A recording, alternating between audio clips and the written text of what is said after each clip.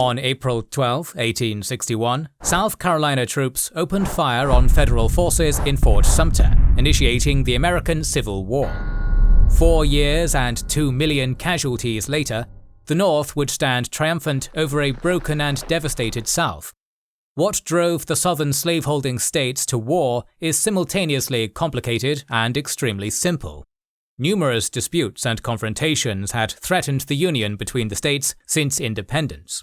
However, the only issue that the democratic process failed to overcome was slavery.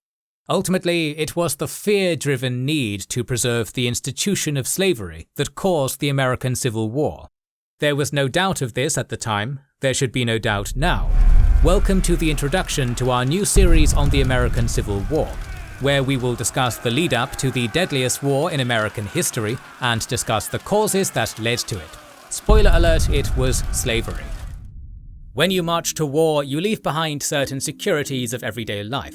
But these days, there's at least one you can take with you, and it's the digital shield that is our sponsor today, Nordvpn, with a special deal at nordvpn.com/kingsandgenerals. Out on the road, you might find yourself in need of public internet. However, public internet comes with risks, because others on the network can detect your presence there, and if the network isn't encrypted, then they can pretty much steal any communications you have, e.g. your passwords when you log into something. Easy solution, have Nordvpn installed on your devices. With Nordvpn, all data transfers are encrypted separately to the network's own protocols, guaranteeing that even if someone knows you're sending something valuable to thieves, there's no way for them to get it.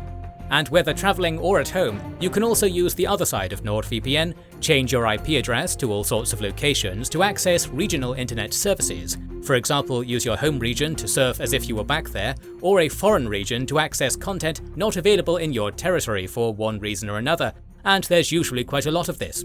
So for peace of mind and more access to the world's internet, sign up to NordVPN.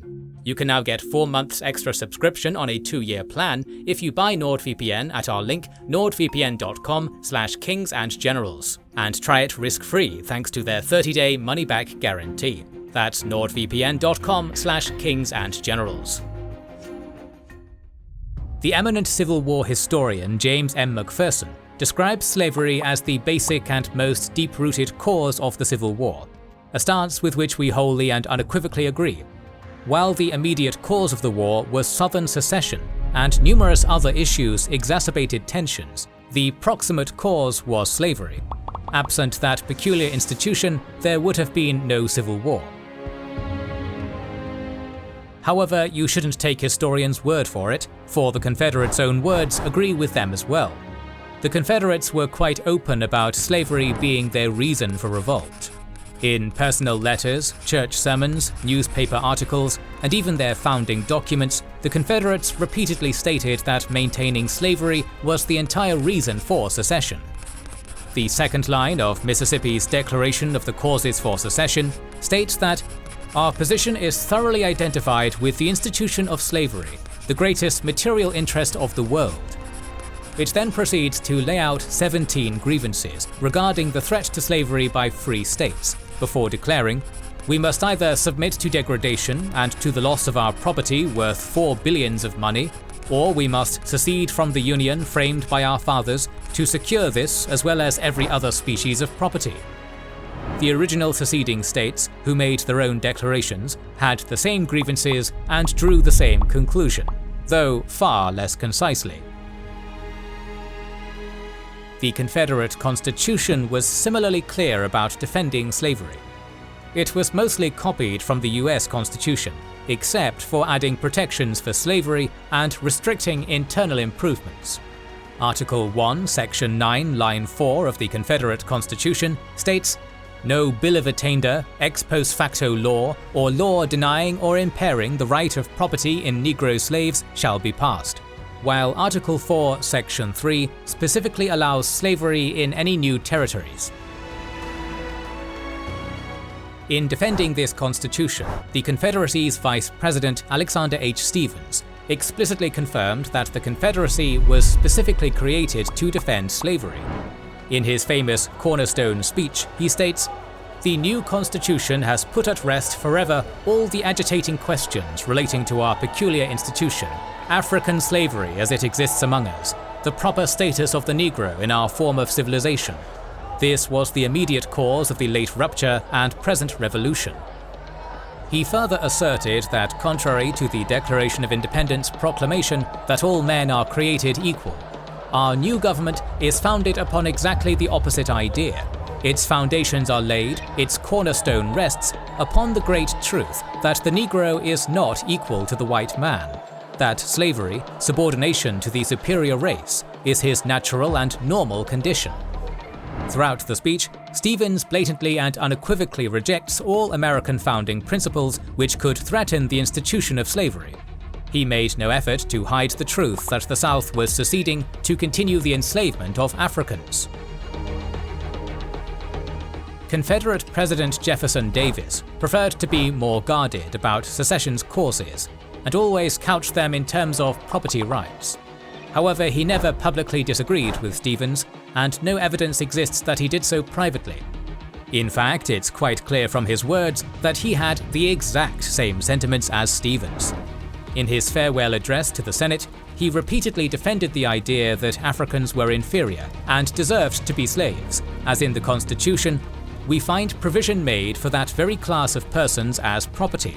They were not put upon the footing of equality with white men. In a speech to the Confederate Congress, he celebrates their freedom from a persistent and organized system of hostile measures against the rights of owners of slaves in the southern states, ensuring abolitionists wouldn't be thus rendering the property in slaves so insecure as to be comparatively worthless, and thereby annihilating in effect property worth thousands of millions of dollars. Overall, it can be seen that there was never any ambiguity or dissension. The southern states openly seceded in order to continue the chattel slavery of Africans, and they trumpeted that fact to everyone. This leaves the question of how there came to be any ambiguity or dissent over the Civil War's causes, when those behind the war were so open about what was happening. There are two reasons. The first is a lack of focus on slavery from legitimate scholarly sources. Early historians who wrote about the Civil War did not see the need to write about slavery. That slavery was the primary cause of the war was considered a settled point. Thus, most scholars focused on untangling the web of other contributing causes and let slavery fall to the side. After all, there's little academic need to write about established facts when there's obscura to be investigated. This lack of focus created a perception that slavery was less important to the conflict than it truly was. Another reason that slavery fell to the wayside in Civil War historiography was deliberate obfuscation by the Confederates themselves. Having lost the war and facing the judgment of history, they sought to distance themselves from their indefensible championing of slavery. In a post-war diary entry written while imprisoned and in subsequent correspondence, Confederate Vice President Stevens claimed that his extemporaneous Cornerstone speech was misquoted and miscopied by a reporter, and that the real issues were constitutional questions over states' rights. His claim is undercut by his other claim that the misquotes occurred despite consulting with the reporter after the speech, suggesting that Stevens is responsible for his own misinterpretation. More damning, Stevens was an avid letter writer and newspaper contributor, yet never mentioned being misquoted nor offered to correct the record before his incarceration. Davis would similarly change his tune, claiming that the war had been fought for the inalienable right of a people to change their government, and the right to withdraw from a union into which they had, as sovereign communities, voluntarily entered. Slavery was incidental to that issue, a complete reversal of everything both men had said prior to the war and everything their own state's secession documents said. Credible historians dismiss Davis and Stevens' obfuscations as self-serving and blatant falsehoods. This myth-making was aided by the work of Jubal Early. Acting on what he believed were Robert E. Lee's final orders to his troops, Early sought to romanticize and celebrate the Confederacy as a noble lost cause in numerous articles for the Southern Historical Society and newspapers in the 1870s. These works, coupled with other former Confederates' memoirs, created a mythology to protect the South from the bitter reality of what it had done and the unjust institution it had fought to preserve. This didn't fool anyone post-war, as Union General George H. Thomas noted in 1868.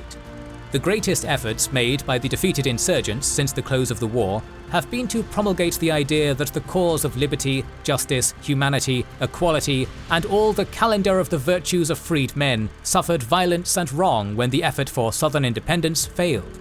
This is, of course, intended as a species of political cant, whereby the crime of treason might be covered with a counterfeit varnish of patriotism so that the precipitators of rebellion might go down in history hand in hand with the defenders of the government, thus wiping out with their own hands their own stains.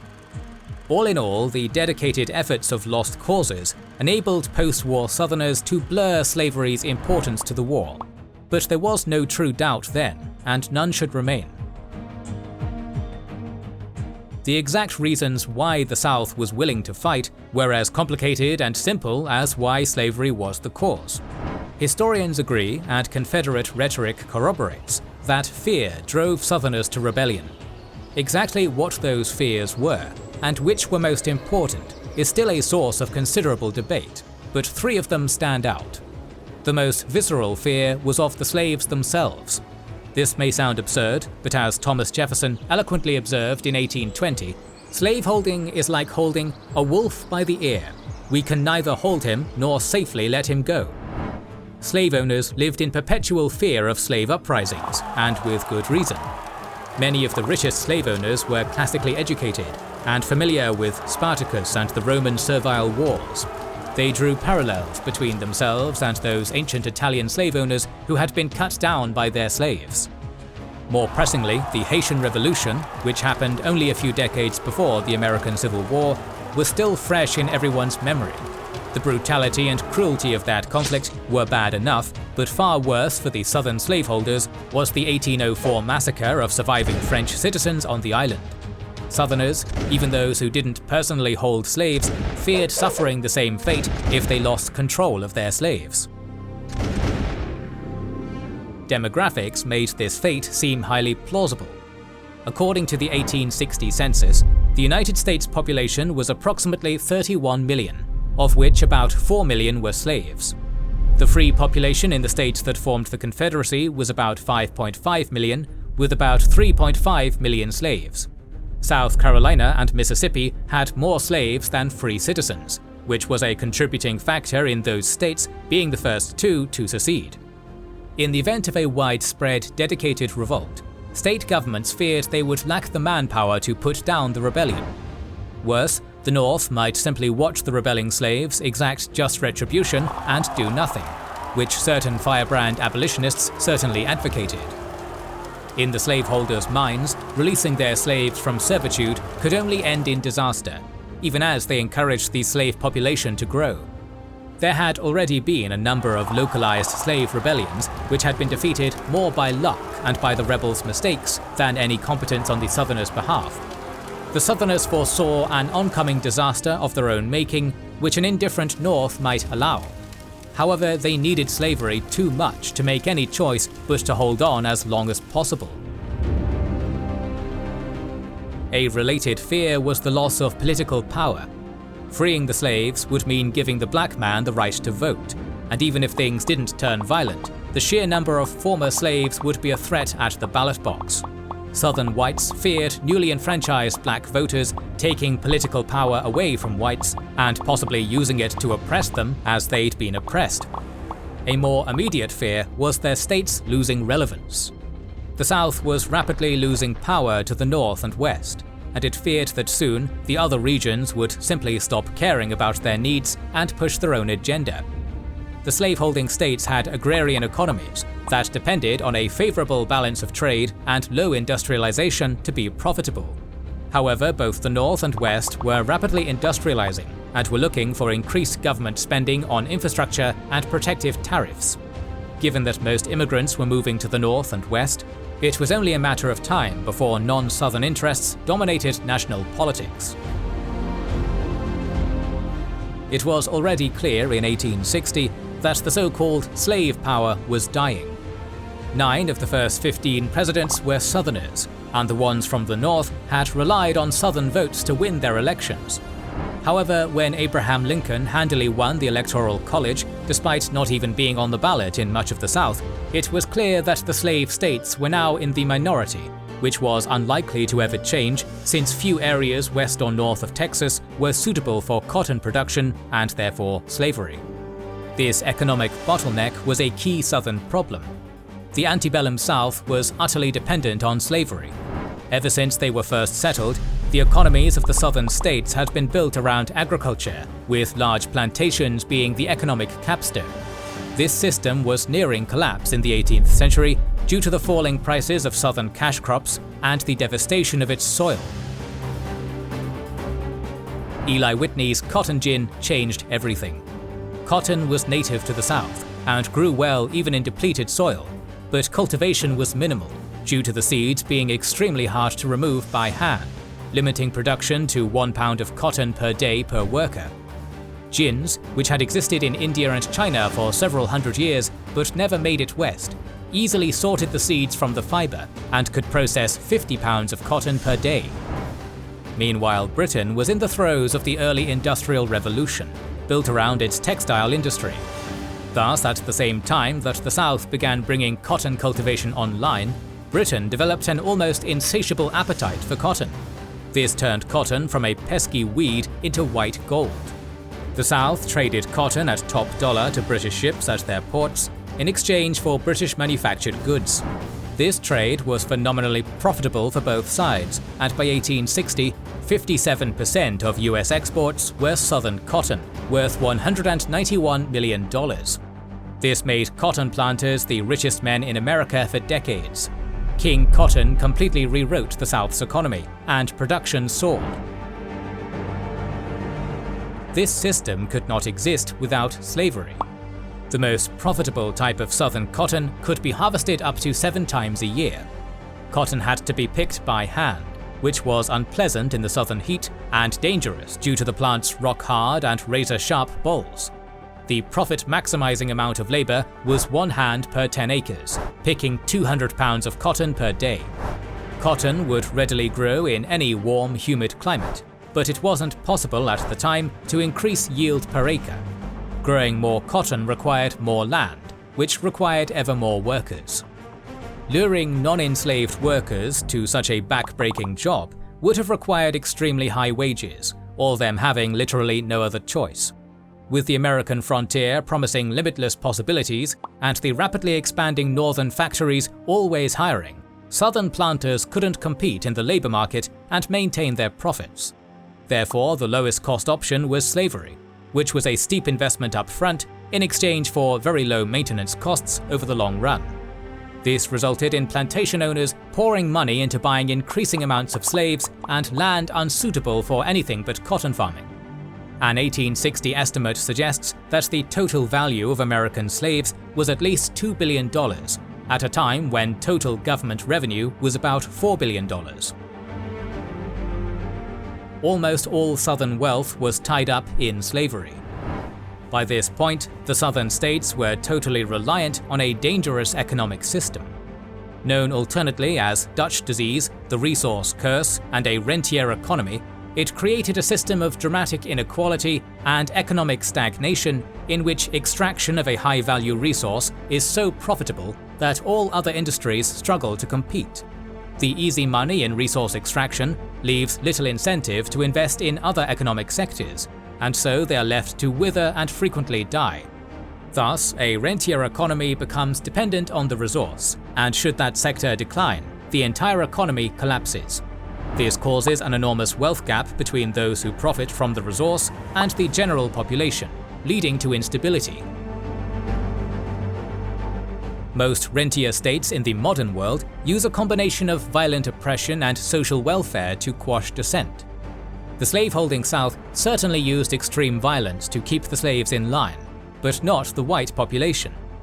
While the cotton economy created a highly privileged class of plantation aristocrats, the vast majority of Southerners were poor farmers. About 25% of Southern families held slaves, but only about 8% had more than 10, and only 0.1% of planters had more than 100 slaves. However, even Southerners who held no slaves heavily supported slavery and the overall Southern economic system. While the reasons for that support are complex and controversial, one important reason was aspiration. In theory, a poor subsistence farmer needed only 1 year's food surplus to switch to cotton growing. The profit from 1 year's cotton harvest would be enough to start buying slaves to take over the work. Once slaves were working the land, wealth came quickly and exponentially. How often this actually happened is hotly debated, but it was at least theoretically possible. Thus, the allure of being an elite planter was enough to keep the majority invested in the system. A common talking point of the lost cause myth is that if slavery was the issue which caused the war, why didn't other nations have one to end slavery? All the New World empires were built on slavery, and they peacefully emancipated their slaves, so it can't be the main reason America fought itself. However, this ignores the unique aspects of emancipation in those empires. Britain passed the Slavery Abolition Act in 1833, which provided for the gradual emancipation of slaves outside of India over the following 10 years. This was accompanied by slaveholder compensation of £20 million, roughly 40% of the government's budget. This compensation quelled most dissent, which was already limited because slaveholders in the British Empire held less political sway than American slaveholders did. Moreover, members of the British Parliament were elected by voters in Britain proper, where slavery had never been legal, and few politicians had reason to ally with slaveholders beyond limited commercial interests. Thus, slavery could be and was abolished without significant political backlash. A better comparison is Brazil, which didn't outlaw slavery until 1888. The slaveholders there had very similar fears to the Americans and had resisted ending slavery until the entire plantation system was beginning to fail. The final end came by imperial decree, almost on a whim, and directly contributed to the fall of the monarchy the following year. Without the American Civil War, it is probable that the United States would have followed Brazil in allowing slavery to continue for the benefit of the politically powerful slaveholding Southern elite. As it was, their desperation to maintain the system triggered the war that caused their downfall. It could not be any clearer that slavery was the powder keg that set off the American Civil War. In the next episode of this series, we will discuss the opening stages of the seminal showdown between North and South. To make sure you don't miss it, please consider liking, commenting, and sharing. It helps immensely. Our videos would not be possible without our kind patrons and YouTube channel members, whose ranks you can join via the links in the description to know our schedule, get early access to our videos, access our private Discord, and much more. This is the Kings and Generals channel, and we will catch you on the next one.